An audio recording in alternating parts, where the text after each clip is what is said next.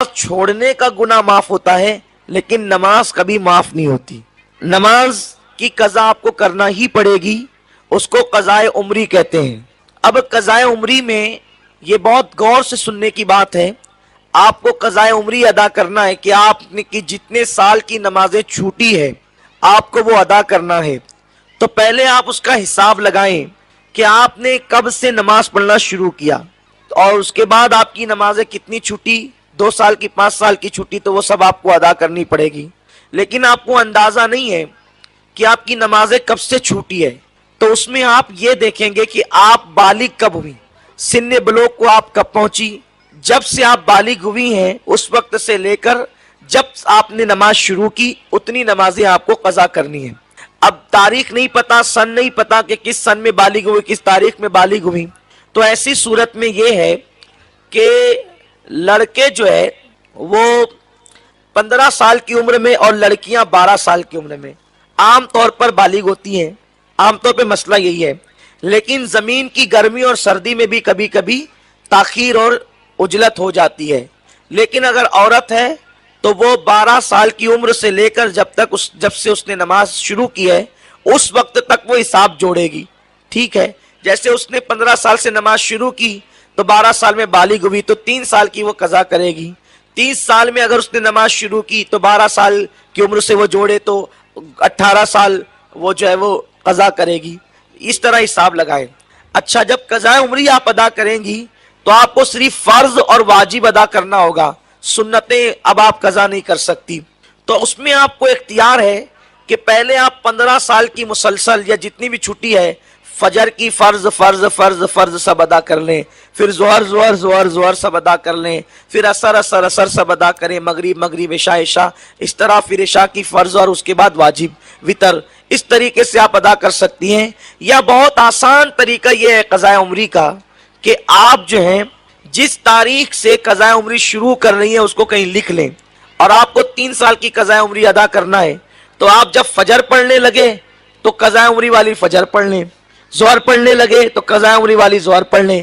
اس طرح آپ کو ٹائم بھی کم لگے گا، آسان بھی ہوگا. اور جب 3 سال گزریں گے اس طرح تو آپ کی پوری قضاء عمری ادا ہو جائے گی. یہ آپ کر سکتے ہیں. امام اہل سنت سید اعلیٰ حضرت فرماتے ہیں اگر کسی نے قضاء عمری شروع کیا کہ میں اس کو مکمل ادا کروں گا اور دوسرے ہی دن اس کا انتقال ہو گیا تو انشاءاللہ جتنی قضائیں تھی اللہ تبارک و تعالی اس کے اوپر سے امید ہے کہ اٹھا لے گا. کیونکہ اس نے ادا کرنے کی نیت کی تھی تو نیت کی بنیاد پہ اللہ اس کو اجر عطا فرمائے گا. تو اس لیے قضاء عمری ادا کریں اور اس کے ادا کرنے کا مختصر سا طریقہ سماعت فرمائیں. نیت اس طرح کریں، نیت کی میں نے 2 رکعت نماز فرض فجر کی جو مجھ سے سب سے پہلے قضا ہوئی اور میرے ذمے پر جو ہے وہ باقی ہے. اس طریقے سے نیت کریں. اور نیت کرنے کے بعد جلدی آپ اس طرح کر سکتی ہیں کہ آپ اگر ثنا پڑھنا چاہیں تو سبحان اللہ، نہیں پڑھنا چاہیں تو آپ سیدھے اعوذ باللہ بسم اللہ پڑھ کے جو ہے وہ قرات کر لیں، سورہ فاتحہ اور سورت ملا لیں. اور جب رکوع میں جائیں تو 3 مرتبہ 5 مرتبہ جو سبحان ربی العظیم پڑھتی ہیں تو وہ 3 مرتبہ 5 مرتبہ کی بجائے 1 مرتبہ بھی آپ سبحان ربی العظیم پڑھ لیں تو کافی ہے. اس کے بعد سجدے میں بھی آپ 1 مرتبہ سبحان ربی الاعلیٰ پڑھ لیں تو کافی ہے. اسی طرح قعدہ میں بیٹھتے وقت التحیات، درود ابراہیم، دعائے معصورہ آپ پڑھتی ہیں تو اگر آپ جو ہے وہ التحیات پڑھنے کے بعد اللہم صلی علی سیدنا و مولانا محمد وعلی آل محمد اگر اتنا پڑھ کر بھی سلام پھیر دے تو بھی قضاء عمری میں اجازت ہے. یہ تخفیف اس لیے کی گئی ہے تاکہ آپ کی برسہا برس کی قضاء عمری جلد سے جلد ادا ہو جائے. اسی طرح وطر میں جب آپ وطر پڑھیں گی تو اس میں دعائے قنوت پڑھنی ہوتی ہے.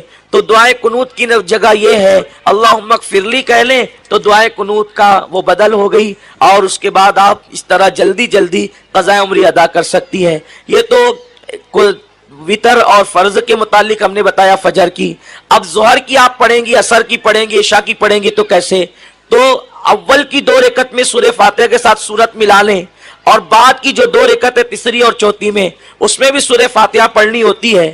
تو سورہ فاتحہ پڑھنے کی بجائے 3 مرتبہ سبحان اللہ کی مقدار میں اگر آپ کھڑی رہ گئی تبھی عشق رسول پیدا ہوگا. حضور کیا ہیں، حضور کی شان کیا ہے، حضور کو کبھی آپ نے جانا؟ آپ تو یہی سمجھ رہے ہیں کہ وہ بازار میں گھومتے ہیں، ہماری طرح انسان ہے. وہ کھانے سے پہلے نمک چکھتے ہیں، ہماری طرح انسان ہے. لیکن آئیے میں آپ کے سامنے ایک حدیث پاک کی تشریح پیش کروں تاکہ پتہ چلے حضور ہے کون. پہلے ان کو جانو وہ کون ہے. ان کو جانو گے تو مانو گے نا. عشق رسول یوں ہی تھوڑی دل میں پیدا ہوگا. ہر ایک کا عشق دل میں پیدا تھوڑی ہوتا ہے. عشق پیدا ہونے کے لیے کچھ چیزیں ہوتی ہے. حسن، علم، طاقت، اخلاق، یہ چیزیں ہوتی ہے. تب کہیں جا کر کسی کے لیے عشق پیدا ہوتا ہے. ان سب چیزوں کی تشریح نہیں ہو سکتی. لیکن آؤ اپنے نبی کو جانو. اپنے نبی کیسے ہیں. وہ حدیث پاک حضور علیہ السلام اعلان نبوت سے پہلے غار حرا میں بیٹھا کرتے تھے اللہ کی عبادت کرتے ہوئے. لوگ لات و حبل کو پوچھتے تھے، حضور اللہ کی عبادت کے لیے حرا میں بیٹھتے تھے. ایک دن جبریل آئے. یہ جبریل کون ہے؟ جبریل علیہ السلام کو جانتے ہو کون ہے؟ یہ سارے فرشتوں کا سردار ہے. جبریل جس کو کہتے ہیں یہ سارے فرشتوں کا سردار ہے. اور اس جبریل کی طاقت کتنی ہے، قوت کتنی ہے. جبریل جب اپنا ایک پر پھیلاتا ہے تو جبریل کا ایک پر مشرق سے لے کے مغرب تک پوری دنیا کو ڈھانپ لیتا ہے. اتنا بڑا جبریل کا ایک پر ہے. اور جبریل کے اس طرح 70,000 پر ہیں. جبریل کی پرواز کا عالم یہ ہے کہ جبریل پلک کے جھپکتے سدرہ سے زمین پہ آتے ہیں اور زمین سے سدرہ پہ جاتے ہیں. یہ جبریل کی طاقت ہے. جبریل زمین کو اپنے پر پہ اٹھا کے یوں پلٹ دیتے ہیں. قوم لوط کو پلٹا. یہ جبریل کی شان ہے. کون جبریل؟ فرشتہ. جبریل فرشتہ. اور جبریل کا ایک مقتدی ہے جس کا نام ہے اسرائیل. اسی کو کہتے ہیں ملک الموت. وہ ہر انسان کے گھر میں آتا ہے اور جس کو دکھ جاتا ہے پھر دوبارہ انسان کسی کو نہیں دیکھتا. انسان دیکھنے سے ہمیشہ کے لیے محروم ہو جاتا ہے. اور اس اسرائیل کی طاقت اتنی ہے کہ وہ ایک انگلی رکھتا ہے تو انسان مر جاتا ہے. کون؟ اسرائیل. اسرائیل کون؟ جبریل کا مقتدی. مقتدی کی یہ طاقت. تو جو مقتدا سید الملائکہ ہو اس جبریل کی طاقت کا عالم کیا ہوگا. اب جبریل پہلی مرتبہ اپنی اصل شکل میں حرا کی وادی میں، حرا کے غار میں قدم رکھتا ہے اور حضور علیہ السلام پر پہلی آیت لے کر آتا ہے اور کہتا ہے اقرا، پڑھیے. کس سے کہہ رہا ہے؟ جبریل میرے اور آپ کے نبی سے، معلم کائنات سے، معلم انسانیت سے، حضور سید عالم سے. اقرا، پڑھیے. سرکار نے جواب دیا. یہ بخاری شریف کی حدیث ہے. ما انا بقاری، میں نہیں پڑھتا. کیا کہا؟ ما انا بقاری، میں نہیں پڑھتا. لوگ کہتے ہیں حضور نے کہا مجھے پڑھنا نہیں آتا. خدا کی عزت کی قسم اس کا یہ ترجمہ کبھی نہیں ہو سکتا. ما انا بقاری، میں نہیں پڑھتا. پھر جبریل نے دوسری بار کہا اقرا، پڑھیے. آپ نے فرمایا ما انا بقاری، میں نہیں پڑھتا. پھر جبریل نے تیسری بار کہا اقرا، پڑھیے. آقا نے فرمایا ما انا بقاری، میں نہیں پڑھتا. اب حدیث کے الفاظ اتنے ہیں کہ جبریل نے حضور علیہ السلام کی بغل میں اپنے ہاتھ ڈالے. اب آقا علیہ السلام نے جب ہاتھ ڈالے تو حضور کے ہاتھ ہو گئے باہر، حضور کے ہاتھ ہو گئے پیچھے. اور جبریل نے حضور کو بھینچا یعنی دبایا. جبریل نے حضور کو دبایا اور جب جبریل نے دبایا تو پھر جبریل پیچھے ہٹ گئے. کون؟ اسرائیل کا امام سید الملائکہ پیچھے ہٹ گئے. پھر دوسری بار دبایا، پھر پیچھے ہٹ گئے. پھر تیسری بار دبایا، پھر پیچھے ہٹ گئے. اور پھر کا اقرا بسم ربک الذی خلق، پڑھیے اپنے رب کے نام سے. حضور نے پڑھا. اب حضور کو جانیے حضور کیا ہیں. جس نبی کا میلاد منایا، جس کے عشق و محبت کی بات کرنے بیٹھے، پہلے ان کو جانیے وہ ہیں کون، ان کی شان کیا ہے. سب سے بڑا فرشتہ، فرشتوں کا سردار حضور کی بارگاہ میں آ کر حضور کو دباتا ہے. تو لوگ کیا کہتے ہیں؟ دیکھو جبریل نے حضور کو دبایا، بھینچا، تو دبانے کے بعد حضور کو پڑھنا آ گیا اور حضور علیہ السلام تھک گئے، تھر تھر کانپنے لگے. ہم کہتے ہیں یہ قصہ نہ بناؤ، یہ جھوٹ ہے. حضرت علامہ مفتی محدث علی سہارنپوری رحمت اللہ تعالی علیہ اپنی شرح میں بخاری شریف کی حدیث کی تشریح کرتے ہوئے فرماتے ہیں کہ جبریل نے جب حضور کو دبایا تو دبانے کے بعد हुजूर अलैहिस्सलाम को दबाते हुए जिब्रील पसीने पसीने हो गए और जिब्रील थक गए। हुजूर को दबाने के बाद वो दबा नहीं सके। अच्छा, हुजूर अलैहिस्सलाम को के बगल में उन्होंने हाथ डाली थी, अगर हुजूर के हाथों समेत दबाते तो हाथों की ताकत से दबाने वाला पहले ही जो है वो माजूर हो जाता है, लेकिन जिब्रील जानते हैं ये और है मैं और हूं, इसलिए हाथ बाहर करके किसी को दबाना आसान होता है। अब अगर कोई ये कहता है कि हुजूर को दबाया तो हुजूर थक गए, अरे जो पहले दबाने में थक गया तो फिर दूसरी बार दबाने की नौबत क्यों आई, और दूसरी में थक गया तो तीसरी बार दबाने की नौबत क्यों आई। पहली बार जिब्रील दबाकर खुद थके हैं, तो जितना दबाना चाहते थे उतना दबा ना सके, इसलिए जिब्रील को पीछे हटना पड़ा। फिर दूसरी बार कोशिश की, फिर पीछे हटना पड़ा, तीसरी बार कोशिश की, फिर जिब्रील पीछे हटे। पता चला जहां जिब्रील की हिम्मत जवाब देती है वो मुस्तफा जाने रहमत की ताकत है। सुभान अल्लाह, सुभान अल्लाह, सुभान अल्लाह। नारे तकबीर, नारे रिसालत, नारे रिसालत, अज़मते मुस्तफा। सुभान अल्लाह, सुभान अल्लाह। ऐसा अपना नबी है। तो बात क्या होती है, जब आदमी आजिज आ जाता है ना, जब आदमी आजिज है, मैं कहता हूं हाफिज साहब उठो यहां से, यहां बैठो। बोले नहीं मैं नहीं बैठता। हाफिज साहब यहां से उठो यहां बैठो। नहीं मैं नहीं आता। अल्लाह का वास्ता हाफिज साहब इधर आ जाओ। ये क्या है ना, अल्लाह का वास्ता, ये आजिजी है, मेरे कहने पे नहीं आता, अल्लाह का वास्ता दे रहा हूं, अब तो आजा कुर्बान। अब इस आयत की यूं इसकी अक्कासी हो रही है, इकरा पढ़िए, मैं नहीं पढ़ता। और जिब्रील तू गुलाम है, तेरे कहने पे थोड़ी पढ़ूंगा। हुजूर पढ़िए, मैं नहीं पढ़ता।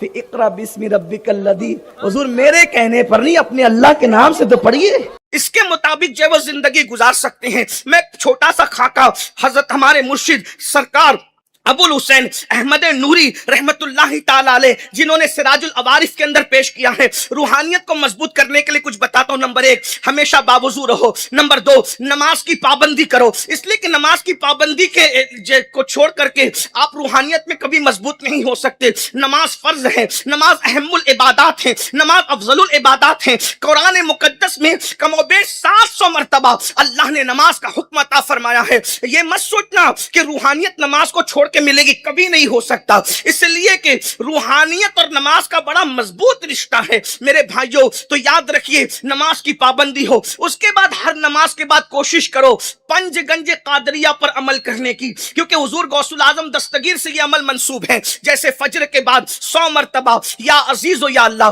जोहर के बाद 100 मरतबा या करीम हो या अल्लाह, असर के बाद 100 मरतबा या जब्बार हो या अल्लाह, मगरिब के बाद 100 मरतबा या सत्तार हो या अल्लाह, इशा के बाद 100 मरतबा या गफ्फार हो या अल्लाह। ये सगीर है और कबीर भी है, वो आप वहां देख सकते हैं सिराजुल अवारिफ के अंदर। दिलचस्पी हो तो उस तरफ तवज्जो करें। उसके बाद फिर जो है सोने से पहले 3 मरतबा सूरह मुज़म्मिल शरीफ की तिलावत कर लें। ये वो अमल है फरमाया जो सोने से पहले 3 बार सूरह मुज़म्मिल पढ़ता है, रूहानियत का बड़ा मामला उसका होता है, शरे सद्र नसीब होता है, दिल में नूर आता है और अल्लाह उसको वो मकाम अता करता है, जो दुआ करता है कबूल होती है। इसी पे बस नहीं, बल्कि जो सोचने लगता है वो भी पूरा होने लगता है। बड़ी बरकत है इसकी। और रोजाना 100 मरतबा इस्तिगफार पढ़ा जाए। इस्तिगफार की 3 बरकतें अल्लाह के रसूल अलैहिस्सलाम ने बयान फरमाई है। रूहानियत को मजबूत करने में कलमा तैयबा, दुरूद शरीफ और इस्तिगफार ये इक्सीर का दर्जा रखते हैं। अल्लाह के रसूल अलैहिस्सलाम फरमाते हैं जो 100 बार रोजाना इस्तिगफार करेगा,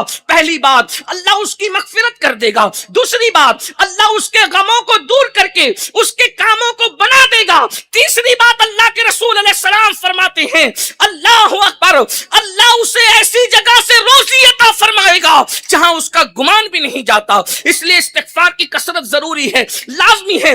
कुछ रूहानियत के लिए भी वक्त निकाल लो। आज हम रूहानियत से कोसों दूर हैं। ये तो मैंने बता दिया जाहिरी जिक्र, अस्कार, नमाज, वुजू और तिलावत कुरान मुकद्दस, लेकिन याद रखना अल्लाह के रसूल सल्लल्लाहु अलैहि वसल्लम ने अब जो रूहानियत का तसव्वुर अता फरमाया है, ये जो हुजूर गौसे पाक ठोकर लगाते थे तो मुर्दे जिंदे हो जाते थे, ये रूहानी ताकत की बरकत है। इसी तरह से हजरत